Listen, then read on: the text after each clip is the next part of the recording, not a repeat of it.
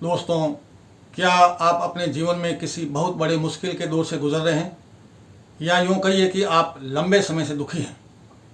घर में बेटे बेटियों की शादियां नहीं हो रही हैं, और अगर शादियां हो भी गई हैं तो तलाक जैसी नौबत बनी हुई है, या फिर किसी वजह से आपके घर की इज्जत दांव पर लगी हुई है, या घर का कोई अजीज़ मेंबर किसी दुर्घटना या बीमारी की वजह से ज़िंदगी व मौत के बीच झूल रहा है।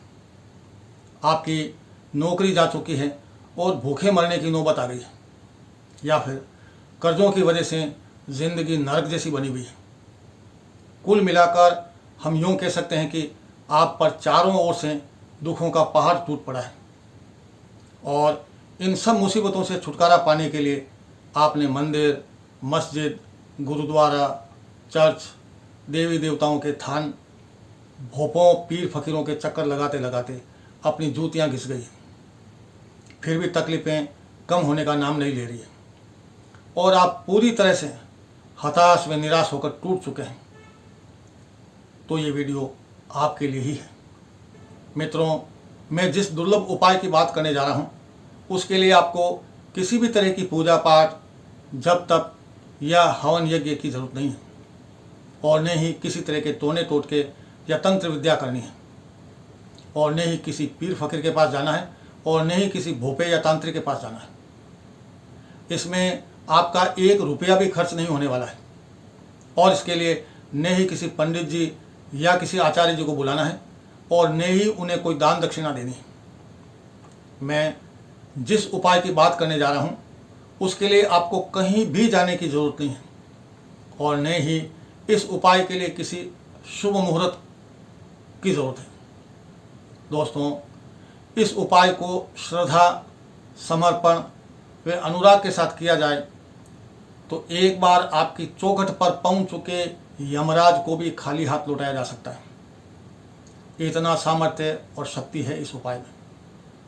तो दोस्तों, बिना वक्त गंवाए हम शुरुआत करते हैं उस उपाय की, जिसकी बदौलत 100% आप अपने संकट से, यहाँ तक कि मार्केट से भी मुक्ति पा सकते हैं। मित्रों, किसी भी रात्रि को जब आपके गांव या शहर के लोग गहरी नींद के आगोश में सो रहे हों, तब आपको अपनी नींद से उठकर अपने मकान की खुली छत पर जाकर कुछ देर टहलना है। फिर आसमान की तरफ चांद सितारों को निहारना है, और सृष्टि के रचयिता की इस अनुपम धरोहर को भाव विभोर होकर देखते जाना है। आसमान में दूर दूर तक, जहाँ तक आपकी नज़रें जाए, एक तक देखते रहना है। परमात्मा की इस रचना के लिए उसके प्रति अपनी कृतज्ञता प्रकट करनी है। यदि आप नेत्रहीन हैं तो ये सब कुछ आप बंद आंखों से भी अपने भीतर के चक्षु खोलकर एकांत में बैठकर निहार सकते हैं। ये सब कुछ आपको निर्मल मन से भाव विभोर होकर मन ही मन करते रहना है। ये सब कुछ आप खुली छत पर आसमान को निहारते हुए खड़े खड़े ही करें, या फिर छत पर बैठकर आंखें मूंद कर भी कर सकते हैं। किसी भी तरह के आसन या साधन की आवश्यकता नहीं है। कुछ देर तक आसमान को खुली आंखों से या बंद आंखों से निहारते हुए आपको जीवन में जो कुछ भी मिला है उसके लिए परमात्मा का आभार प्रकट करना है। ऐसा करने से आपका मन मस्तिष्क परमात्मा से कनेक्ट होने की कोशिश करेगा। इस दरमियान में आपके मन में बहुत सारे नकारात्मक भाव भी हावी होने की कोशिश करेंगे, जिन्हें आपको नज़रअंदाज करना है, और हर हाल में परमात्मा से जुड़ने की कोशिश करनी है। आप चाहें तो इसके लिए अपने मन में अपने किसी भी आराध्य की छवि को उकेर सकते हैं। ये वो पल होंगे जो इतने आसान नहीं होंगे कि आपने 2 मिनट आसमान को निहारा और परमात्मा से जुड़ गए। लेकिन मित्रों, ये असंभव भी नहीं है। मैं स्वयं साक्षी हूँ इस पूरी प्रक्रिया व घटना का। आपकी परमात्मा के साथ कनेक्टिविटी भीतर से होनी है, स्थूल देह से नहीं। कुल मिलाकर यदि आप अनुराग के साथ निर्मल हृदय से भाव विभोर होकर परमात्मा की इस सृष्टि को अपने भीतर तक एहसास करेंगे तो पल भर में कनेक्टिविटी हो जाएगी।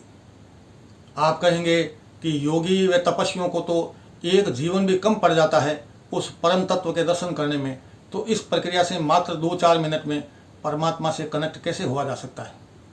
तो मित्रों, मैं यहाँ स्पष्ट कर दूँ कि मेरी इस प्रक्रिया से आपको भगवान के दर्शन नहीं होने वाले हैं, बल्कि आपको अपने भीतर अपने घट में विराजमान उस परम तत्व की अनुभूति करनी है, जिसे कोई परमात्मा बोलता है, तो कोई अल्लाह, तो कोई वाहेगुरु, तो कोई गॉड। आसमान को निर्मल भाव से निहारना इस प्रक्रिया की प्रारंभिक स्टेज है। जो ही आपके मन में परमात्मा की अनुभूति होने लगे, समझ जाइए कि आप परमात्मा के साथ कनेक्ट हो चुके हैं। इस समय आपको उस परमपिता परमेश्वर को मात्र स्वरूप में देखना है और स्वयं को एक शिशु के रूप में। जिस तरह से एक माता अपने शिशु की आंख में आंसू नहीं देख सकती है, वो अपने लाडले की हर वाजिब और गैर वाजिब मांग को मानने को बाध्य हो जाती है। बस इस अवस्था में आपको भी एक नन्हे शिशु की तरह परमात्मा रूपी माँ की गोद में पाना है। एक शिशु के लिए माँ की गोद से अधिक सुरक्षित स्थान तीनों लोकों में कहीं नहीं है। अब आप स्वयं को सुरक्षित मानते हुए अपने मन की पीड़ा माँ को सुना दीजिए। उसे उल्हाना दीजिए कि उसके रहते उसके बेटे को इतने संकट कैसे हो सकते हैं।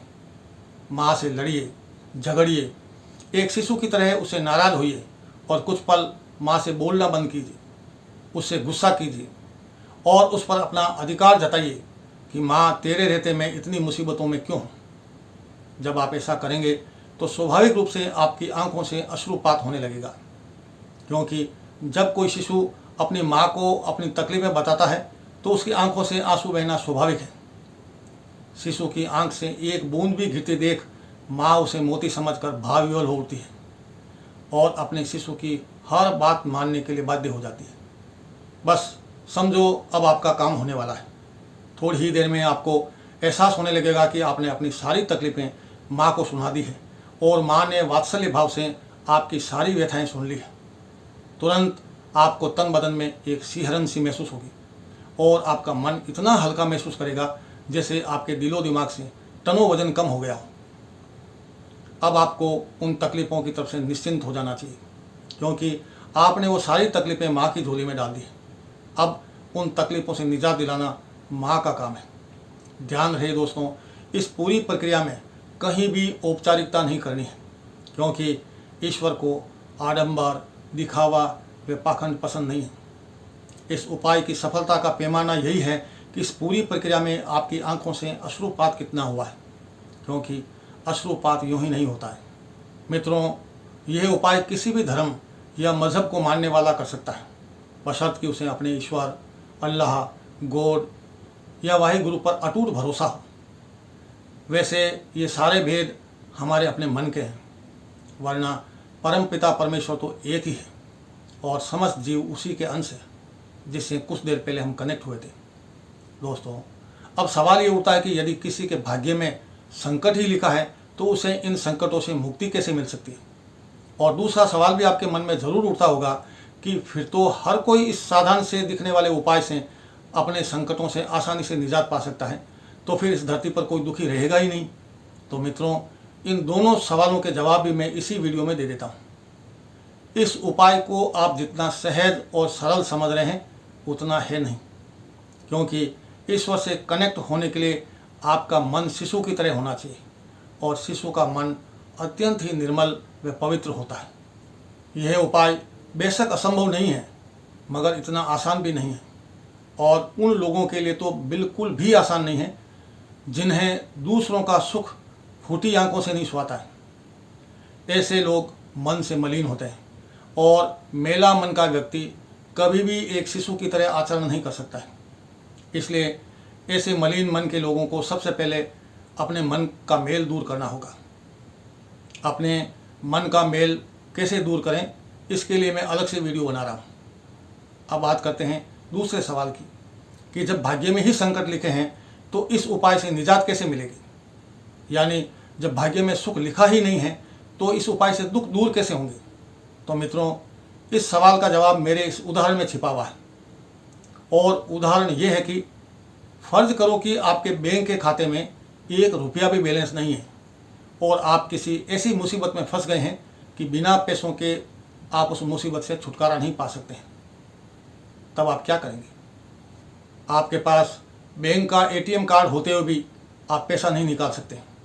क्योंकि आपके बैंक अकाउंट में पैसा बैलेंस में ही नहीं है कोई ऐसा उपाय जो बैंक अकाउंट में बिल्कुल पैसा ना होते भी आपको एटीएम से पैसा दिलवा सके? तो इसका जवाब है हाँ, है एक उपाय जिसकी बदौलत बैंक खाते में पैसा बैलेंस नहीं होने के बावजूद आपको नकदी मिल सकती है, जो आपको तात्कालिक राहत दे सकती है। और उस उपाय का नाम है क्रेडिट कार्ड। जी हाँ दोस्तों, हम क्रेडिट कार्ड की मदद से हमारे खाते में बैलेंस नहीं होते हुए भी पैसा निकाल सकते हैं, शॉपिंग कर सकते हैं और अपनी सुख सुविधाओं का बहुत सारा सामान जुटा सकते हैं। उसी तरह से हमारे प्रारब्ध में सुख नहीं होते हुए भी हम इस उपाय से एक बार तो तात्कालिक राहत पा ही सकते हैं। और जिस तरह से एक टाइम पीरियड के बाद उस क्रेडिट कार्ड से खर्च की गई राशि को वापस चुकाना पड़ता है, उसी तरह से हमने इस उपाय से बिना भाग्य के जो तात्कालिक राहत पाई है, उसका चुकारा भी हमें एक निश्चित समयावधि में नेकी पुरुषार्थ के कामों से पुण्य अर्जित करके चुकारा करना होता है।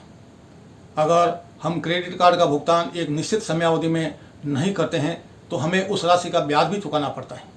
ठीक इसी तरह से इस दुर्लभ उपाय से बिना भाग्य या प्रारब्ध के राहत पाने पर यदि इसका चुकारा भी समय पर नहीं किया जाए तो यहाँ पर भी कष्ट व संकट रूपी ब्याज का चुकारा करना ही पड़ता है। कुल मिलाकर यह उपाय बिना प्रारब्ध व भाग्य के किसी भी बड़े से बड़े संकट से राहत पाने का एक तात्कालिक उपाय है, जिसकी भरपाई राहत पाते ही तुरंत नेकी के कामों से पुण्य अर्जित करके की जा सकती है। यह एक तरह से उधारी है जो भाग्य व प्रारब्ध के विरुद्ध जाकर केवल परमात्मा ही हमें दे सकते हैं। इसलिए व्यवहार कुशलता रखते हुए उस उधारी का चुकारा भी समय रहते कर देना चाहिए, ताकि ब्याज व दंड का सामना नहीं करना पड़े। तो दोस्तों, यह था वो दुर्लभ उपाय जो पूरी तरह से विश्वसनीय व प्रभावी है और मेरे स्वयं द्वारा ये आजमाया हुआ है। आप भी संकट की घड़ी में इस उपाय की मदद से तात्कालिक राहत पा सकते हैं, बशर्ते कि आपको ईश्वर में अटूट विश्वास हो। आज के लिए बस इतना ही। इस वीडियो के आखिर तक बने रहने के लिए आपका बहुत बहुत धन्यवाद और आभार। दोस्तों, अगर आपने मेरे चैनल को अभी तक सब्सक्राइब नहीं किया है तो प्लीज़ सबसे पहले मेरे इस चैनल को सब्सक्राइब कर लें, ताकि इस तरह की आध्यात्मिक दुर्लभ जानकारियों पर बनी वीडियो सबसे पहले आपको मिल सके। तब तक के लिए नमस्कार, जय हिंद, वंदे मातरम।